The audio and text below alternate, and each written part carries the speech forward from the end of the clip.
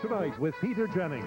Good evening. We begin tonight in Washington, where the Secretary of Defense has fired the admiral who was in charge of developing and deploying the Navy's stealth attack bomber. In this day and age, when the status of U.S. military equipment has taken on a whole new meaning, the admiral and his two senior aides have paid the price of not telling the boss, Defense Secretary Cheney, that the Navy's stealth program was way behind schedule and way over budget. Here's our Pentagon correspondent, Bob Zelnick. The Navy's A-12 Avenger seemed to be a model program. There was broad support in Congress and the military for the carrier-based bomber with stealth technology.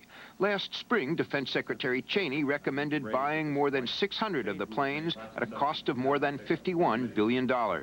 We think we ought to go forward with the A-12, that it's a good system, that the program appears to be reasonably well handled at this point. But less than a month later, the plane's manufacturers, McDonnell Douglas and General Dynamics, admitted that the A-12 program was already a year behind schedule and at least $1 billion over budget. Last week, a naval inquiry reported that Cheney had been misled. The report said Vice Admiral Richard Gentz, head of the Navy's Air Systems Command, and two other program supervisors had been negligent in ignoring obvious problems with the A-12. Today, Navy Secretary Lawrence Garrett ordered Admiral Gentz to submit his resignation and sent formal letters of censure to his subordinates. It's an issue of accountability. Our people grow up with that understanding from the time they put on the uniform. The Navy report warns that poor oversight is common where officers serve as both salesmen and supervisors of weapons programs. Admiral Gentz and his colleagues probably received unusually harsh treatment because their actions embarrassed their boss, Dick Cheney. Bob Zelnick, ABC News at the Pentagon. Democrats in the House of Representatives have today endorsed President Bush's handling of the Gulf crisis, but they also demand that Mr. Bush seek a declaration of war from Congress before launching any military operation.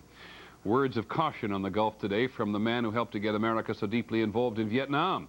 A war, he said, he later came to regret. In Washington, ABC's Jim Wooten.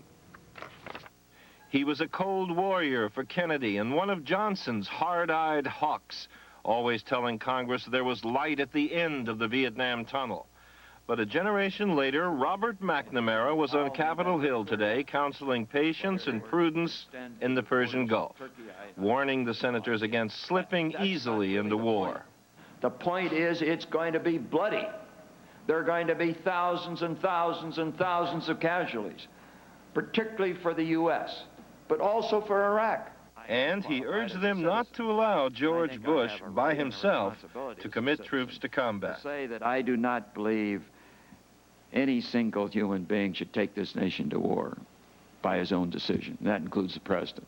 Such caution was welcome to the Democrats on the committee, who, like Moynihan of New York, want to give sanctions against Iraq a chance to work before opening fire. We have time. I don't see any hurry. What's the big hurry? Historian Arthur Schlesinger, like McNamara, an advisor to past Democratic presidents, questioned the expertise of an administration that had so recently embraced Saddam Hussein. When we were so wrong about the Middle East yesterday, and the day before yesterday, and the day before that, why in the world do we suppose we have suddenly got it right today? Right enough to send thousands of young Americans to their death. The hearing was clearly stacked with witnesses supportive of the president's first troop deployment, his trade embargo, and his diplomatic initiatives. But they were wary of anything else. Who can doubt that a year of blockade will be cheaper than a week of war? The Senate Democrats who control these hearings seem determined to remind the president, the country, and perhaps even themselves of the consequences of going to war without consent or debate. Secretary of State Baker will be the witness tomorrow. Jim Wooten, ABC News, Capitol Hill. The Iraqi government said today that more than 3,000 Soviet citizens would be allowed to go home starting tomorrow. Most of them are oil workers. Iraq says the Soviets must pay compensation for breaking their employment contracts. No reply to that yet from Moscow. Later, another look at the Gulf, the desert oasis for tired soldiers. On the American agenda tonight, the President's panel, educational accountability. And in a moment, yesterday's plane crash in Detroit. Not the first incident on the ground this year. This is World News Tonight with Peter Jennings. Brought to you by